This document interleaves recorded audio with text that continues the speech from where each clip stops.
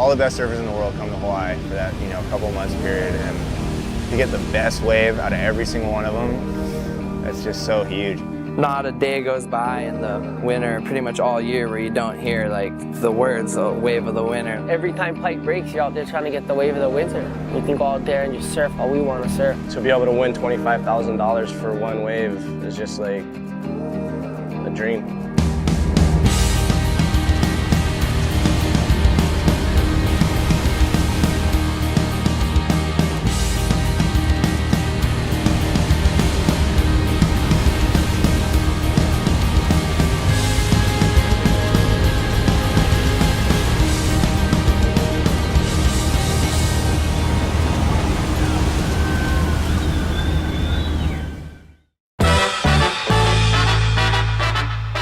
You got Ross Williams, you got Poncho Sullivan, you got the master, Jerry Lopez, and basically, those guys like the technical side of things. I think Jerry likes the styled out kind of things. I like technical surfing at Pipeline, and I would assume Jerry Lopez likes stylish surfing at Pipeline. Jerry hardly puts any time in at Pipeline anymore, but he probably knows it more intimately than anybody after all those years of having it, with so few people out back in the 70s and into the 80s. Poncho, he's a really technical surfer, and he's been out here his whole life too, so those guys know what they're talking about, Between Jerry, Poncho, and myself, we take it very serious, and it's exciting to do, but at the same time it's stressful because you want to make the right decision because these guys are really good and there's a lot at stake. It's an amazing spectating view. Look how close people are. Look, you can feel the energy of the wave. Even if you're sitting on the couch in the house and you hear everyone, woo, you're like, whoa, what happened? Or who got a good wave? You have all these houses, all these people from all over the world. They all want to get the best wave of their life, or wave of the winter, or GoPro of the winter. It's like a contest every free surf now. Still, there is that frustration.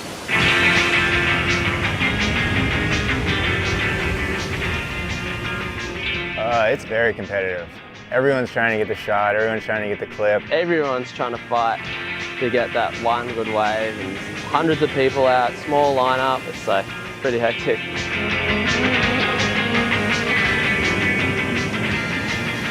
Guys are sitting outside, guys are sitting underneath, guys are sitting wide, guys are getting washed down to Rockies, so it's kind of, the lineup is in flux constantly.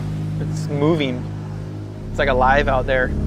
Somewhat of a pecking order out there, but it's the familiar faces, and there's a lot of guys who want it. It's insane to sit there on the beach and watch, after 30 years of going there. It's still as exciting as day one, pretty much. It's always been like that right here. From them surfing it back in the day to what it is now, it's the big stage. Every great wave you most likely see, you'll see the boil. And basically it's just a long finger reef with a scoop at the end, and it pushes all this water up. I mean, I've took some crazy wipeouts on that boil. You don't want to be in the middle of that boil, or you don't want to be paddling in front of the boil, because it'll throw your board off your chest, and then you're screwed. You want to be behind the boil. When it's doing its boil, that one's really freaking a lot of water sucking up. The boil I use a lot, actually, especially if I paddle out dark usually. But sometimes you kind of don't even think about the boil, and you paddle and you try and paddle straight through the boil, and you're blown. Sometimes the ones more down towards the end, you take off after the boil and you get barreled all the way through Ehukai. If you see the wave starting to barrel where the boil is, it's a big wave. Because generally, anything under 8 feet moves inside of that. Anything over 8 feet will start to barrel as it's at the boil already. That's where all the good waves come, and that's where you got to figure out how to be.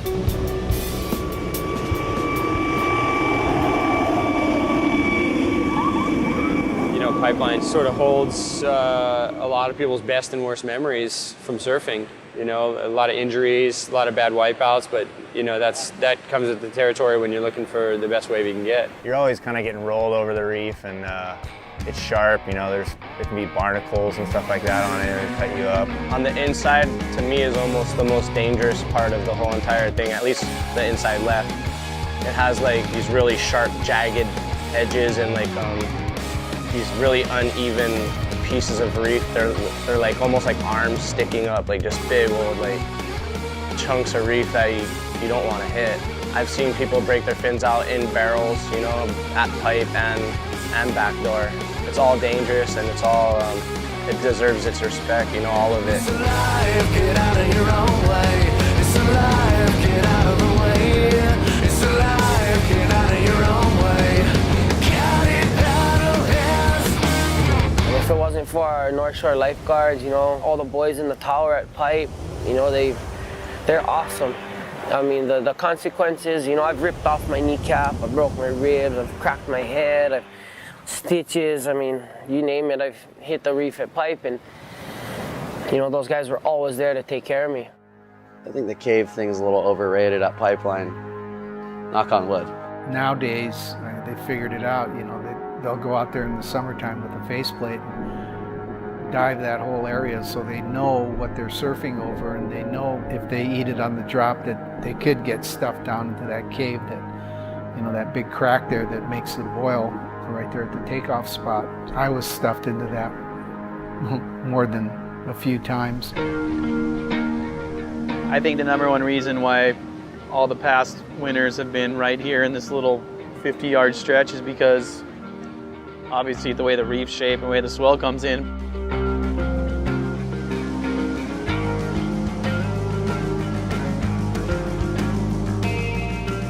All those storms that are in the off Japan and in the central North Pacific are all aiming energy right down towards the North Shore and just catching it with that catcher's mitt. And with Hawaii, there's no continental shelf, so you know, all that open ocean power is able to hit the islands intact. So no slowing down of those waves, no weakening of those waves. I mean, you've got a series of these outer reefs offshore, so outer log cabins being kind of the primary one, which helps to suck in any longer period energy, especially, you know, swell periods of 16 seconds or greater, really helps to suck in that energy. And as you start to see the transitioning swell directions and swell period, you can start to see those waves shift up and down the reef, whether it's, you know, focusing at pipe or focusing it off the wall or backdoor, whatever it happens to be. The other thing is the prevailing winds, which are trades, easterly trades, are offshore or side offshore for the majority of the breaks on the North Shore. So you've got large consistent surf, you have good local conditions.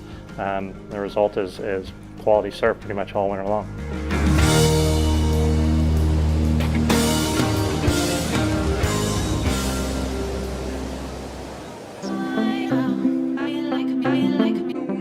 I'd say this is the best December in 15 years. You know, that December was just all time.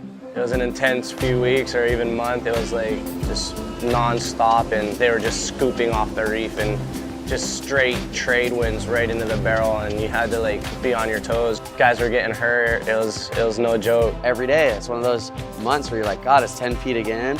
It's 10 feet again. There'd be so many second reef like cleanup sets, but in between there was like these perfect 10, 12 footers, and it was hard work. And you know, your cardio level that month just went skyrocketing. So to have that southeast wind combined with a 10 to 12 foot swell at pipe, to not only happen once, but 3 or 4 or 5 times is crazy on a North Shore. And so there is a lot of buzz, a lot of people talking about the best winter in, you know, many, many years. Tori Meister's backdoor one is pretty epic. The best way is a backdoor, usually around the first reef.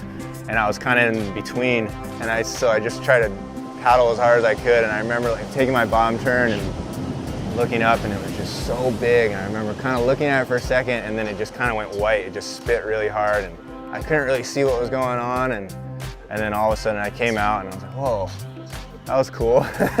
It's definitely going to be one of the memorable ones for me forever. You know, you never knew until the morning you woke up, that's how good the waves were.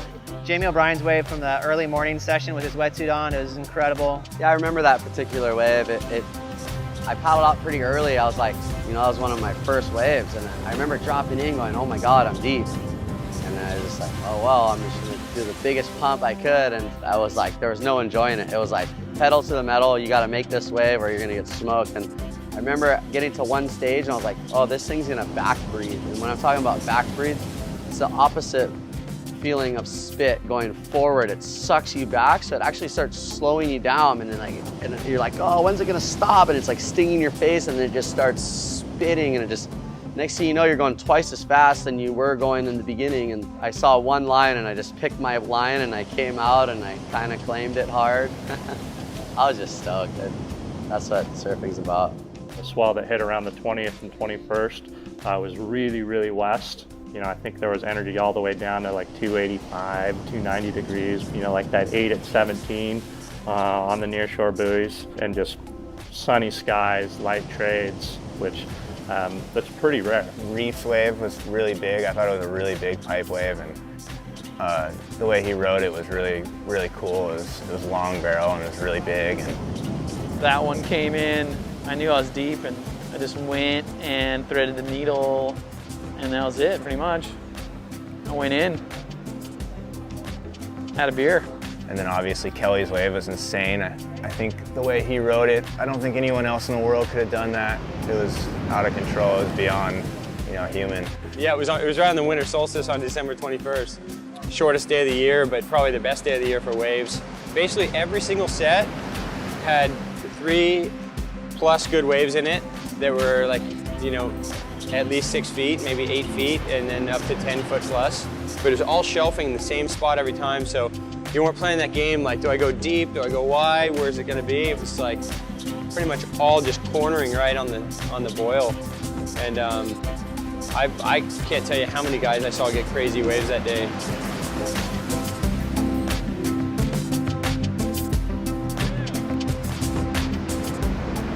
It's hard to not appreciate every single wave that was entered on December 21st. Almost every time you open an entry from that day, it just pops.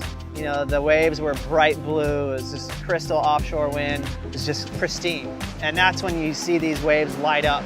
To catch pipeline, you know, 8 to 10, 12 foot, and perfect, it's what surfing's made of. It's what you draw in your book at school, it's all that stuff. And you know, December just had some pumping waves, man.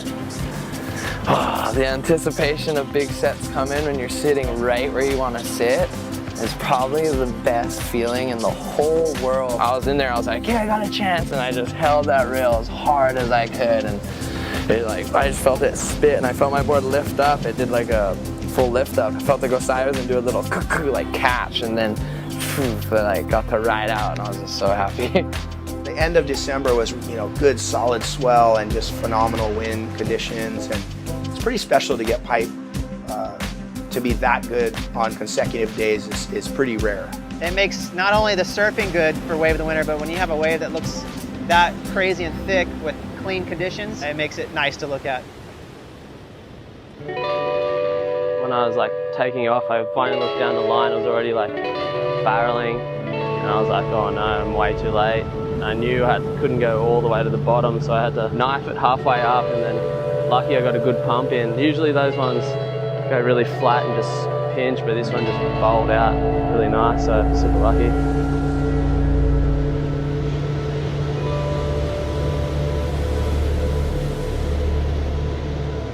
For GoPro of the Winter, guys like Kamale and Anthony and Stefan and Kalani, everybody helped push the level to where it's at.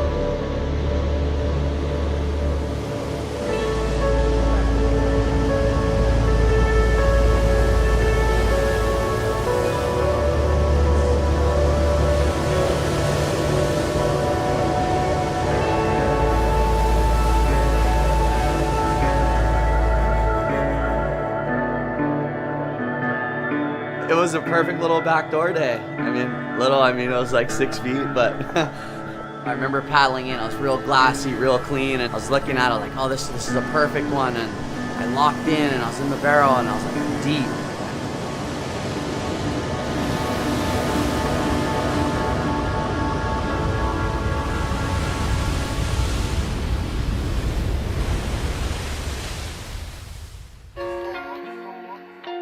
January, there was a couple of good big swells, but there was some north wind. January was the worst January I've seen in my life. You know, I figure the good and then the bad. Like those December swells, like every set was good. January, you kind of really had to go out there and like needle in a haystack, like hunt it down, try find one. And there wasn't a lot, but there definitely was some entries. This wave popped up. It didn't seem to be that incredible. It kind of gave me a nice in, and next thing I knew, I was kind of like way behind the peak, so I really drew my bottom turn out and drove up into it. It was a pretty wild experience when I was inside the barrel. It was just spitting and I couldn't see anything, and then when I came out, I was like pretty shocked actually. I thought that wave was phenomenal. I mean, I didn't really know who he was, and you know, to see him commit to a wave like that and be as deep as he was, and you know, basically come out after the spit, I was really impressed. My muse are the hues of the night skies, fused with a bright face. Young nieces holding hands and walking on my right hip. Lifetime journeys in the backyard, turning all in, all grins down the pipeline. Serve it when I'm nervous, it's the same as when I'm confident. Prefer it on the curb, opposed to being on the upper deck, not quite. That pedestal can crack. You inspire me, and I inspire you.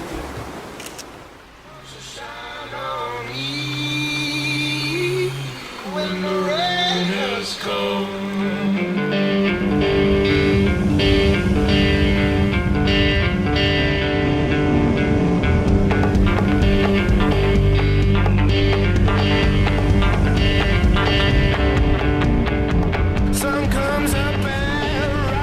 Then that massive swirl came. The winds were not the best over here, but it was awesome just to watch the pure energy of the ocean. It was like intense just to even be on land. We saw, you know, some great days of surfing, but we saw much more of a typical, you know, characteristics from the North Shore, where the wind got a little more rough, some huge swells which sort of washed the sand around too much, unlike December where everyone was just raising their hands in the air and just sitting there in perfect tubes. Into and through most of February, there's a lot of rain on the North Shore. The winds were kind of variable and just all over the place, but there were moments where it would get pretty good at backdoor off the wall or pipe, and there were some big days too. Kelly Slater's wave during the Vulcan Pro to me was one of the craziest waves I've seen ever at pipe. I mean, I think almost every single human on this planet would have just cannonballed and fell out of the sky. And somehow he just knifed it and got under the lip just in time, meanwhile with no hands. I mean, just a complete freak. Kelly Slater makes the drop. Pipe barrel, yes! Wow.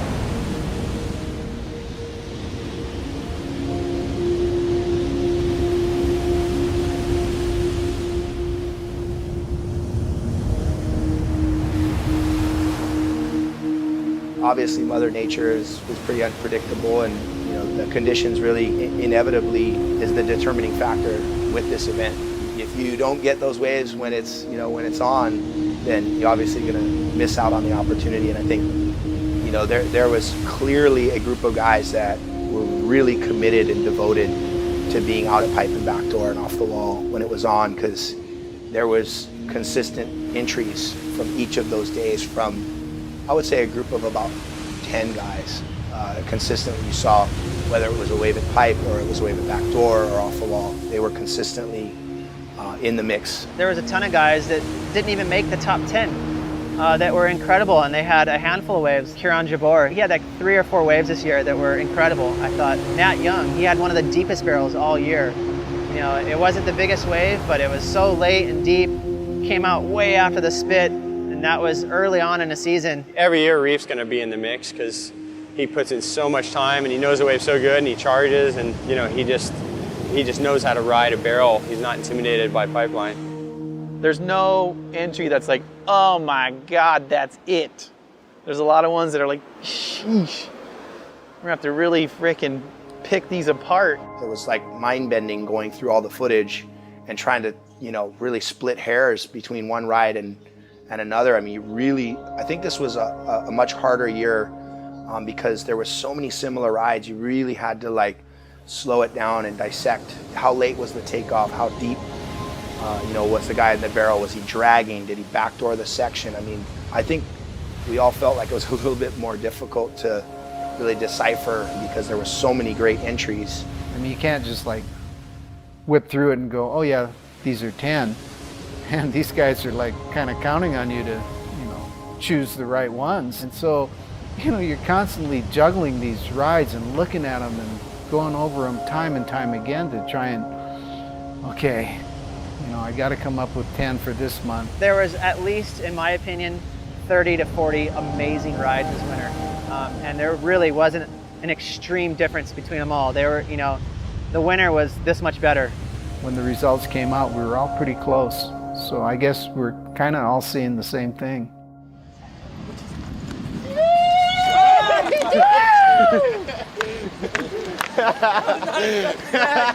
Bet you weren't expecting this one either. You expecting that one? No! Wave of the winner too! No way! You serious? Congrats! Oh, man, little strike, double hit. What? Yeah. Oh, he surprised you. Oh, you lovely Chrissy to present it to you. Thank you. No way! That run. I was like, what the hell is going on here? Who are these people? Wave of the winner. That's such a surprise.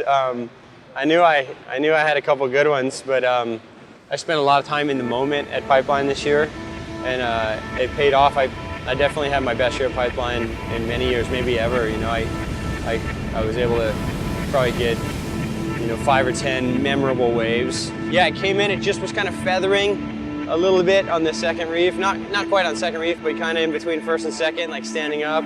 I didn't really have a choice to grab the rail. I was kind of contorted trying to get under it. You know, I had to turn really quick, and I pulled up. I was trying to figure out which line I was going to take, and I saw the foam ball coming up to kind of hit me, and I literally got ready to jump. I kind of put my weight up like this in the barrel. I remember kind of lifting up, going, okay, I'll jump and try to get away from my board as soon as it blasts me.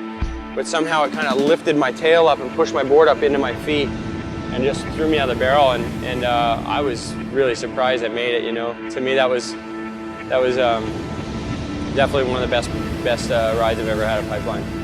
It was probably touch and go for him coming out of that tube, and all of us went, yeah, that one took a little extra to make. When we decided on Kelly Slater winning the wave of the winner, my instinct was like, okay, let's share the wealth a little bit and maybe pass the performer of the year to someone else, but we just simply couldn't do it because you couldn't argue the fact that Kelly just absolutely dominated. Kelly was just consistently on it. You know, obviously winning the Pipe Masters, winning the Volcom event, you know, and then taking out the wave of the winner. But he has a knack for finding those waves and reading them better than anybody. And you know, that was incredible to pull in and be that deep, backhand, not grabbing the rail. You know, is just the ultimate testament of how skilled he is out there.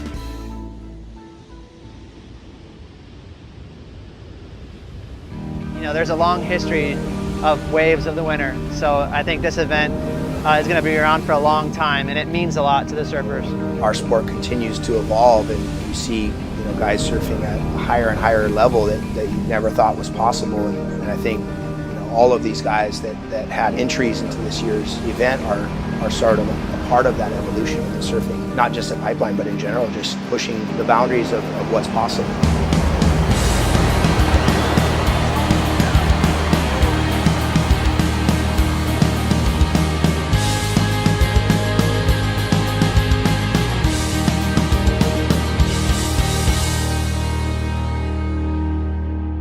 And then boom, when we come out of the barrel, act like you're coming in and just whoo, Johnny boy hard kick out, boom, and then paddle right all the way back out, like through Pupukea, like so no one could talk to you, like you just got it to yourself, just like wave of the winner, mother. I'm still drunk from the night before.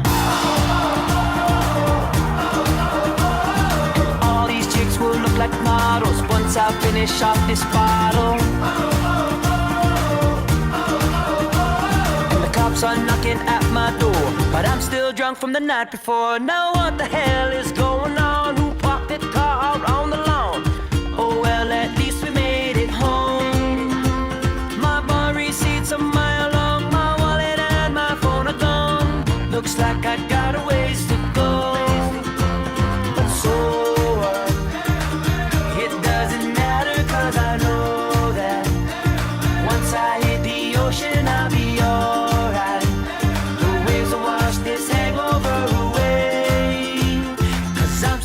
From the night before. All these chicks will look like models once I finish off this bottle.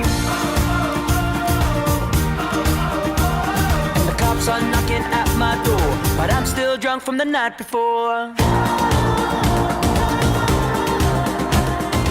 I'm still drunk from the night before. I'm still drunk from the night before. I'm still drunk from the night before. I'm still drunk from the night before. And now it's crystal clear. What started out with just a beer turned into shots of tequila. And I was Mr. Nice to meet ya. Barely made it out the bar. Hitchhiked down that boulevard. I think I met my future wife, but I forgot what she looks like. I fell in love, fell down the stairs. Can't remember much from there, but I know there'll be plenty more times I'm drunk from the night before. So what? It doesn't matter, cause I know that once I hit the ocean I'll be alright. The waves will wash this hangover away, cause we're still drunk from the night before. All these chicks will look like models once I finish off this bottle.